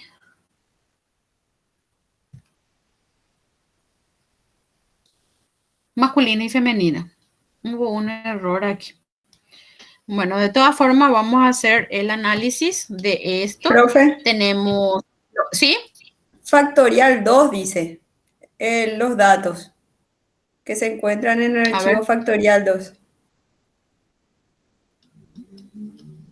A triple. Ah, ya. Entonces no, es archivo a triplex. Es un archivo que se llama factorial 2. Entonces yo lo que me equivoqué aquí, elegí mal. Gracias, profe. Entonces voy a abrir nuevamente. De todas formas, este tiene también 2 variables. Sí, podemos buscar también dónde está el enunciado de ese. Con el que te sirva nomás. Mientras tanto te busco el enunciado de ese, de Atriplex. De Atriplex buscar un poco para ver si es que podemos analizar. Entonces, solamente les quería hacer recordar cómo se hacían los análisis cuando es un experimento factorial. Aquí, por ejemplo, nosotros tenemos que es un experimento factorial, pero aparte de eso es un bloque. Entonces, tiene que entrar aquí bloque y luego tienen que entrar los otros 2 factores. El factor tamaño y el factor epispermo. Y después las variables de respuesta que tienen que entrar aquí. Aceptar. Y aquí lo que tenemos que hacer es la generación de nuestras interacciones. Entonces, al hacer la interacción aparecen todas contra todas y tenemos que armar aquí el modelo correspondiente. ¿Tengo que ver el efecto bloque? Sí. Necesito también medir el efecto del tamaño. Necesito también ver el efecto del otro factor. Bloque por tamaño no debe entrar dentro del modelo. Suprimo. Bloque con el segundo factor tampoco. Tamaño por epispermo, sí, porque tengo que ver la interacción que hay entre el factor A y el factor B, considerando que el tamaño puede ser uno de los factores y el episperma puede ser otro factor. Y por último, esta triple interacción no corresponde. Bueno, quedaría así, de esa forma, entonces, la construcción del modelo. Entonces, el efecto del bloque, sí.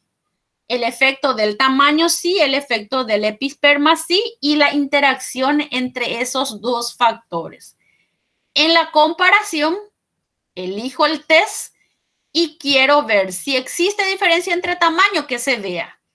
Si existe diferencia entre episperma, que se vea, y que se vea también en la interacción si es que existiera diferencia significativa al 5% que trae por defecto el programa. Aceptar. Y ahí me va a generar entonces lo que puedo ver. Entonces aquí prácticamente es bien pequeñito la diferencia que hay. Tiene una variabilidad del 14%. Entonces vamos analizando aquí qué pasó con el tamaño. ¿Hay diferencia en el porcentaje de germinación en función al tamaño? También hay en función al color. Pero no existe ninguna interacción entre tamaño y episperma. Al combinar el tamaño con el color, ya no hay efecto diferenciado, pero en forma independiente, cada uno de ellos sí puede tener efecto significativo aquí. Entre los tamaños hay diferencia y entre los colores también hay diferencia. Pero cuando combino, no existe ninguna diferencia entre esas combinaciones. Y ahora buscamos entonces el otro que se llama factorial 2 y vamos a repetir la misma cosa. Abrir factorial 2. Acá está.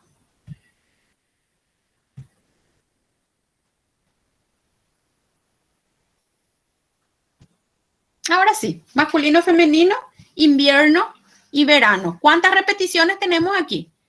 1, 2 y 3 repeticiones. 1, 2, 3, 1, 2 y 3, 1, 2 y 3. 2 por 2, 4 tratamientos y repetidos en 3 plantas. 4 por 3, 12 unidades experimentales. Entonces, la concentración de proteína por esta combinación, planta femenina en invierno, femenina en verano, masculina en invierno, masculino en verano. Sería entonces ese efecto. Análisis de varianza. Fíjense que aquí en la tabla no aparece el efecto de la repetición. Entonces quiere decir que se hizo en un diseño completamente aleatorio. Si es en un diseño completamente aleatorio, entonces solamente va a ir el sexo de la planta y la estación aquí como variable de clasificación y aquí la concentración de proteína que es la que se levantó. Aceptar. Y aquí genero la interacción. Aquí no hay nada que eliminar. ¿Por qué? Porque no hay un efecto de bloque. Al no haber un efecto de bloque, calcula exactamente solamente la interacción entre las dos variables presentes dentro del modelo. Tengo el factor A, el factor B y la interacción entre A y B. La comparación de los tres por alguna de las técnicas. Aceptar. Y voy revisando entonces si hay efecto o no hay efecto. Aquí, fíjense que es lo contrario que era del otro experimento. por sí solos no hay efecto de los niveles de cada uno de los factores, pero al combinar sí encontramos efecto significativo. Hay interacción. Entonces, entre masculino y femenino no había efecto significativo. No importa que sea masculino o femenino, el contenido de proteína es igual. La estación, entre lo que es en general todas las plantas cosechadas y analizadas, en invierno y en verano la concentración de proteína es la misma.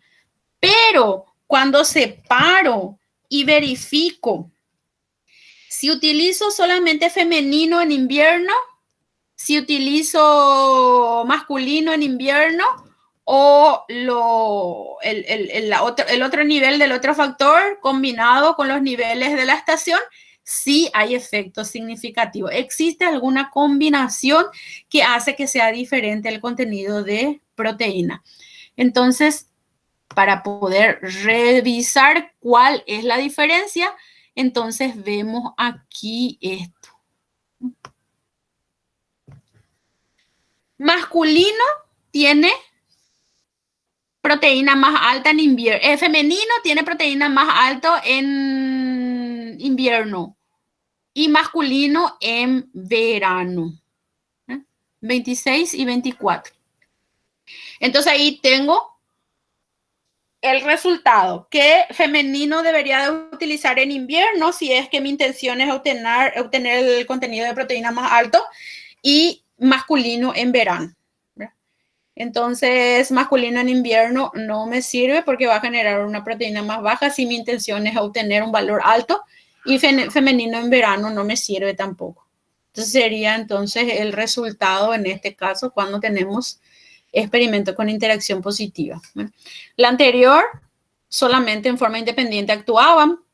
Entre los tamaños hay diferencia y entre los colores hay diferencia, pero al hacer la interacción no tenemos interacción significativa. Sin embargo, aquí en el otro ejemplo sí, que serían entonces las diferencias en los análisis. Eso sería con relación a los análisis, ¿verdad? Y cada uno deberíamos de ir haciendo también el análisis de los supuestos para validar esos resultados, ¿verdad? Que serían entonces como último ítem. Si no se cumplen los supuestos, tenemos que hacer la transformación de datos y volver a rodar los datos, ¿verdad? ¿Dónde se puede visualizar eso? Se pueden visualizar. Vamos a suponer aquí que los supuestos no se cumplieron con esta base de datos. Entonces yo me voy aquí y busco transformación de datos. Transformo los datos, que serían los originales, a alguna de esas funciones correspondientes, ya que es concentración de proteína, es una unidad, tiene una unidad de medición que es en porcentaje, ¿verdad? La concentración de proteína se mide en porcentaje. Sí, sí, profe. En porcentaje, entonces, ¿cuál de ellas es la que voy a utilizar? Según aquí la teoría, dice que cuando se tiene porcentajes, debería de utilizar una transformación arcoseno. Es utilizado cuando los datos son de contagios expresadas en porcentaje o proporciones de un total de muestras, dice. Entonces, del 100%, yo tengo que el 24% de esta muestra equivale a la concentración de proteína, ¿verdad? Sí. Y el otro porcentaje es para otra Otro cosa, para componente, otro sí. contenido. Ya, entonces debería utilizar la transformación arcoseno. Vamos a ver si me permite en esta presentación. Aquí ya está en porcentaje. Entonces aquí me dice que tiene que ser arcoseno de la raíz de la proporción. Voy a ver si me hace.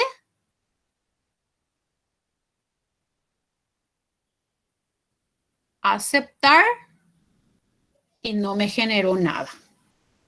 Entonces quiere decir que no puedo hacer el análisis así mismo como está, sino que tiene que estar en proporciones. Entonces, este que está aquí, tengo que utilizarlo de otra forma. Tiene que ser proporción. ¿Cómo sería la proporción? Aquí va a ser 0,24.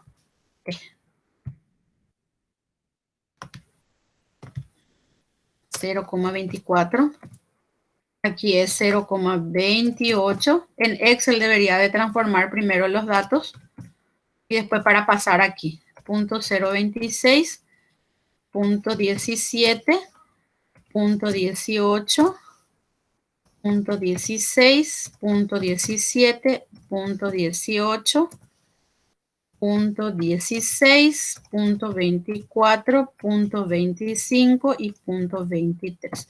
A ver si de este ya me hace la transformación. Datos, transformación de datos, es de la proporción.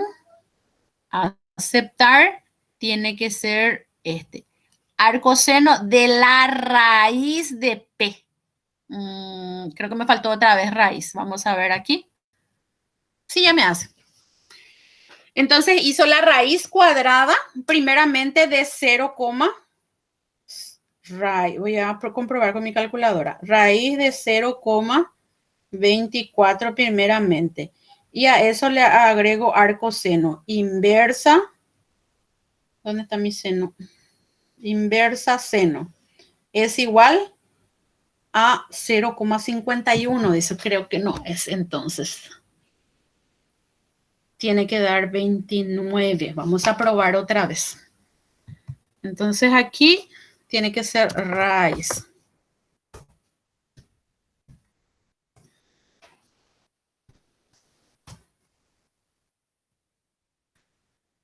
Raíz cuadrada de 24.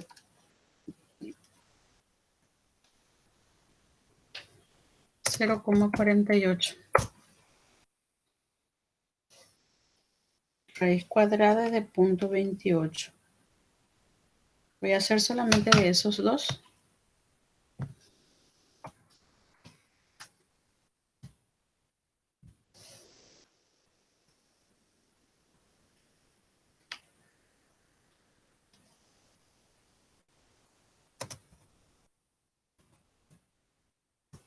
Vamos a ver ahora si es que me hace de estos dos.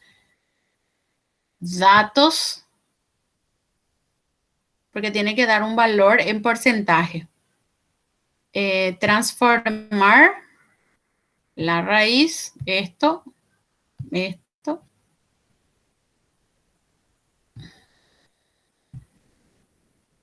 No, no sale otra vez. Arcoseno de la raíz. De 100 raíz de 1. 1 inversa seno.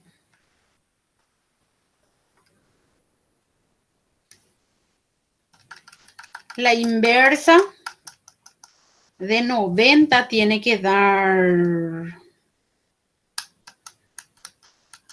No da directamente, había sido. Bueno, no me da la transformación. Primeramente tiene que ser en proporciones, después tiene que ser en raíz y después recién arcoseno. Entonces debería de dar... El arcoseno de 100 tiene que dar 90 para que sea válido. En Excel sí da 100. La transformación tiene que ser entonces a seno, arcoseno de un valor que va a ser raíz cuadrada de 100 barra 100 nuevamente porque es la proporción. A ver si da. Me falta grados.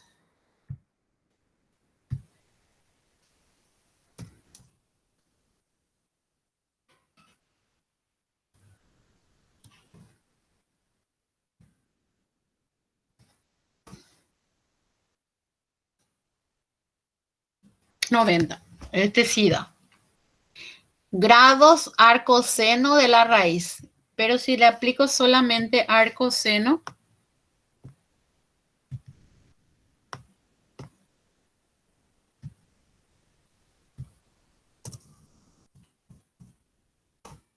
da 1,57.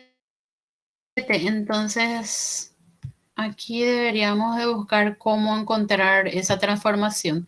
¿Por qué? Porque aquí me dice que tengo que tener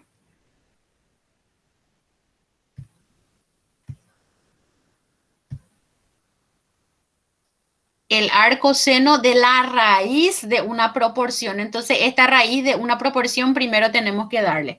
Bueno, ese es por una parte, pero si yo quiero colocar como una logarítmica, logaritmo natural o logaritmo en base de 10, entonces es cuestión de elegir nada más el valor y va generando para linealizar, ¿verdad? Si es que no se cumplen los supuestos, entonces lo que se hace es transformar los datos. Sería entonces...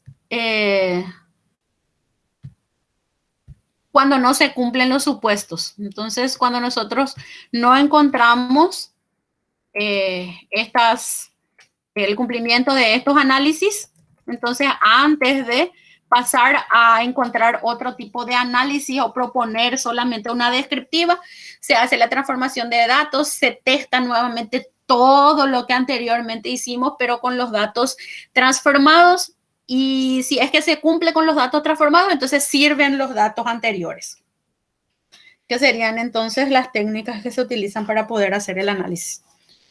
Bueno, hasta aquí va a ser entonces nuestro desarrollo del día de hoy. No sé si tienen algún comentario, alguna consulta. Profe Paz. No, qué interesante, profe. Realmente es algo que se está usando ahora, ¿verdad? Creo que... Sí, porque cuando se tiene la presentación de algún trabajo de Sí. investigación, no solamente para las revistas, no solamente te piden que el coeficiente de variación sea bajo, sino que testes que utilices los supuestos para validar tus resultados. Sí. Y creo que los estudiantes, acá nuestros compañeros están encontrando la información. La profe estaba buscando dentro del manual de Infostat los datos que aparecen en su PowerPoint. De repente eso Sí. vos mencionaste, pero en el Infostat, el último ítem parece que es a la derecha, profe, ¿verdad? Aquí tienen ustedes un manual que es como un libro. Pero que no se está viendo, no se está viendo. Si por favor le mostrás eso, a lo mejor ahí y queda también claro de dónde está sacando esta información. O sea, los enunciados de algunos tienen enunciado dentro de tu PowerPoint y otros no.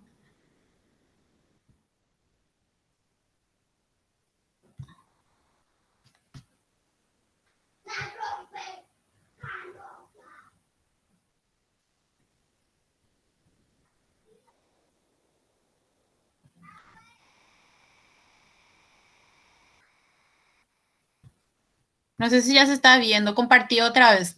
Aquí en la última parte, antes de entrar al programa R, tienen ustedes una parte que dice ayuda. Y en ayuda del programa tiene un manual que es como un libro. Ustedes pueden descargar también, es utilizar como libro. Tiene la parte teórica y tiene la parte de práctica también. Entonces va mostrando de repente si se traban a la hora de hacer los análisis, el manual muestra cómo continuar. Y está en PDF. Sí, ahí están los datos y los enunciados y como la profe estaba mostrando de dónde estaba sacando los archivos que tienen los datos. Así es.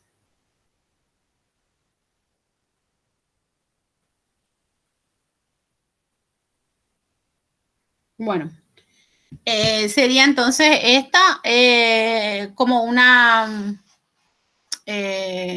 guía para ir utilizando todas las herramientas que ellos presentan aquí en esta partecita.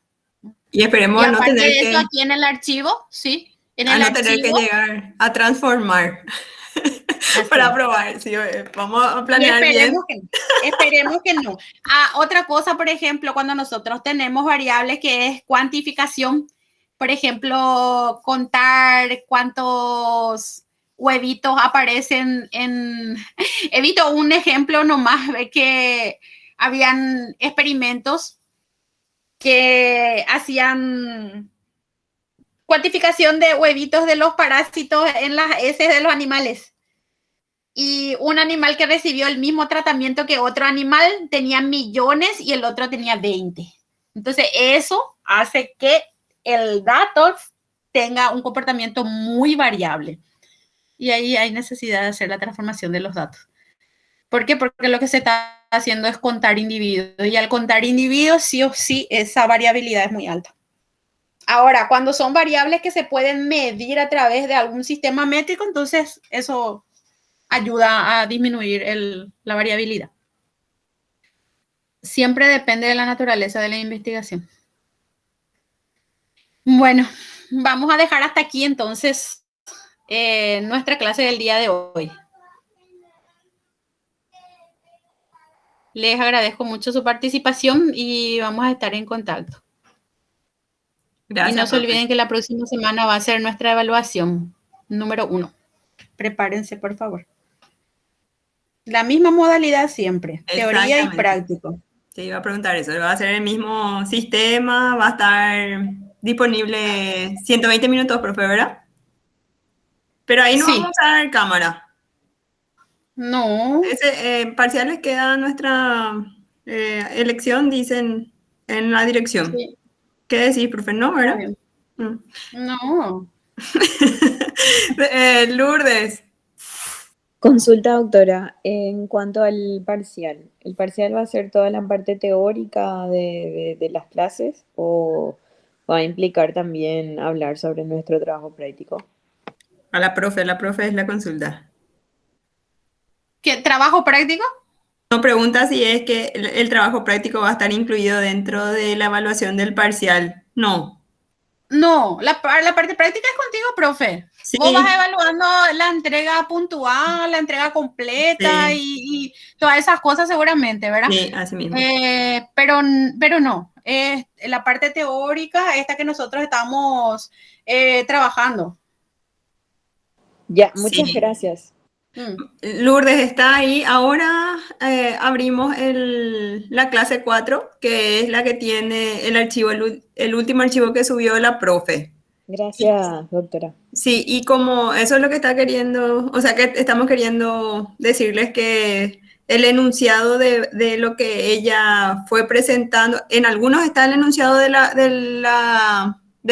los datos y en otros no está, sino que están los datos nomás. Están dentro del manual de Infostat. Ella mencionó, ahora cuando suba la grabación, atiendan ese detalle de que está en el manual del Infostat, que es lo que nos mostró. Gracias, doctora. Bueno, que tengan buena tarde. Nos vemos. Gracias, Muchas profe. gracias, Gracias, profe Paz. Gracias. Nos vemos. Ok, chao, chao. Chao, chao, profe. Gracias, profe.